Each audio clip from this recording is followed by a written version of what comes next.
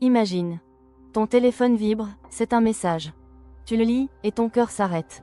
Ce n'est pas une rupture, c'est juste un « je ne peux pas venir ce soir ». Pour n'importe qui, c'est un contretemps. Pour toi, c'est une sentence de mort. À cet instant précis, ce n'est pas de la déception que tu ressens. C'est un gouffre qui s'ouvre sous tes pieds. Ton cœur s'accélère, tes mains deviennent moites, et cette sensation de vide abyssal dans ta poitrine te hurle que tu es seul au monde. Pour ton entourage, c'est une réaction disproportionnée. Mais pour toi, c'est une question de survie, parce que ce vide n'est pas un caprice, c'est le cri d'une blessure que tu portes peut-être depuis toujours, la blessure d'abandon. Si tu te reconnais dans cette intensité, je veux que tu saches une chose essentielle. Tu n'es pas trop sensible, tu n'es pas fou, et tu n'es surtout pas faible. Ton cerveau est simplement resté bloqué sur un mode de protection ultra puissant qui confond la solitude avec un danger mortel. Aujourd'hui, on va explorer ensemble ce qui se passe réellement dans tes neurones quand cette peur te submerge. On va décoder pourquoi tu as cette sensation physique de vide et surtout, je vais te partager 3 clés neuropsychologiques concrètes pour reprendre les commandes et apaiser cette angoisse quand elle monte. Reste bien avec moi jusqu'à la fin, car la 3e clé est souvent celle qui change radicalement la donne dans nos relations. Pour décrypter ce qui se passe en toi, je t'emmène faire un petit voyage au cœur de tes neurones. Tu as peut-être l'impression que ta réaction est excessive, mais physiologiquement, elle est parfaitement logique. Sais-tu que ton cerveau ne fait quasiment aucune différence entre une jambe brisée et un sentiment de rejet? C'est la découverte majeure de Naomi Eisenberger à l'Université de Californie. Son imagerie cérébrale prouve que le rejet ou l'abandon active précisément la même zone que la douleur physique, le cortex cingulaire antérieur. Alors, quand tu te sens délaissé, ton cerveau hurle littéralement de douleur. Mais d'où vient une telle violence? Elle vient du fait que ton cerveau a enregistré, très tôt, que ton existence même dépendait du regard de l'autre. Scientifiquement, le cerveau humain est un organe social. Il a besoin de cette connexion pour réguler tes émotions. Mais si ce lien se rompt brusquement, ton système nerveux l'interprète immédiatement comme une panique biologique. Sans le lien, ton cerveau perd ses repères de sécurité. Pour lui, le silence devient une menace directe pour ton équilibre. Ce vide que tu ressens, c'est ton système d'alerte qui s'emballe. Il ne sait tout simplement plus comment se sécuriser seul. Ce n'est pas de la faiblesse. C'est le cri d'alarme de ton cerveau, qui cherche désespérément à retrouver sa base de sécurité. Mais alors, comment savoir si cette blessure d'abandon dirige ta vie en sous-marin? Il y a 3 signes qui ne trompent pas. Le premier, c'est l'hypervigilance émotionnelle.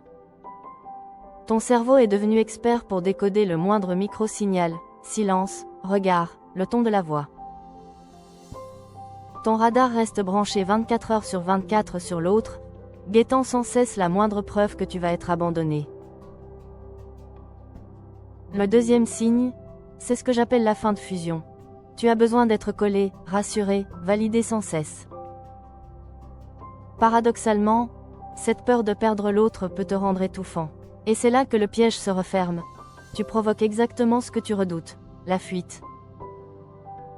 Et parfois même, tu vas choisir inconsciemment des partenaires distants, occupés ou déjà pris, pour valider sans le savoir cette peur d'être abandonné. Ton cerveau ne cherche pas le bonheur, il cherche le connu. En choisissant l'indisponibilité, il reste dans une douleur qu'il sait gérer. Le troisième signe, c'est ce vide intérieur. Cette peur terrifiante que si personne n'est là pour te regarder, tu cesses tout simplement d'exister. Tu te sens comme une batterie vide incapable de fonctionner sans être branché sur quelqu'un d'autre. Mais d'où vient cette peur viscérale?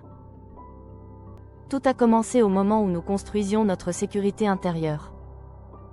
Imagine cet enfant qui cherche le regard de son parent pour se rassurer, mais qui ne rencontre que de l'absence, du silence, ou une instabilité imprévisible. À ce moment-là, son cerveau enregistre une information terrible. Si je ne suis pas relié à l'autre, je n'existe pas. Cette faille, c'est comme une fondation qui manque à ta maison intérieure. En grandissant, tu as appris à chercher cette fondation chez les autres. Tu es devenu dépendant de leur présence pour te sentir entier. Le vrai problème, c'est que tant que tu donnes les clés de ta sécurité à quelqu'un d'autre, tu restes à la merci de son départ. Ce n'est pas une fatalité, c'est un schéma neurologique qu'on peut réapprendre à apaiser. Alors, comment on fait pour sortir de cette spirale? Voici maintenant les 3 clés essentielles pour reprendre ton pouvoir et commencer à te sécuriser toi-même. La première clé, la reconnaissance des signaux. Quand l'angoisse monte, ne lutte pas contre elle. Dis-toi, c'est mon système d'alerte qui s'allume par erreur. Nommer l'émotion permet de passer du cerveau émotionnel au cerveau rationnel. C'est le premier pas pour reprendre le contrôle. La deuxième clé, l'ancrage sensoriel. Le vide est une sensation physique. Pour le contrer, on va utiliser la technique du 5, 4, 3, 2, 1.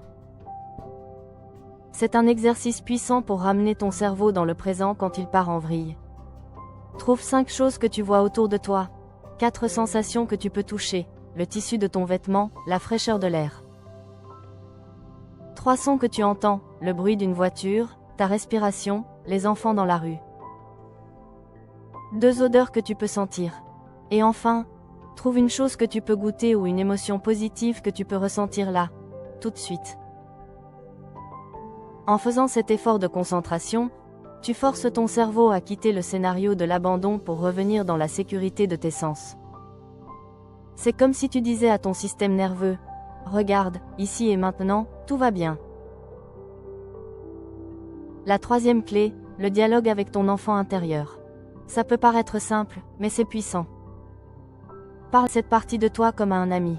Dis-lui, « Je suis là, je ne te laisse pas seul. » En faisant cela, tu commences à devenir ta propre base de sécurité.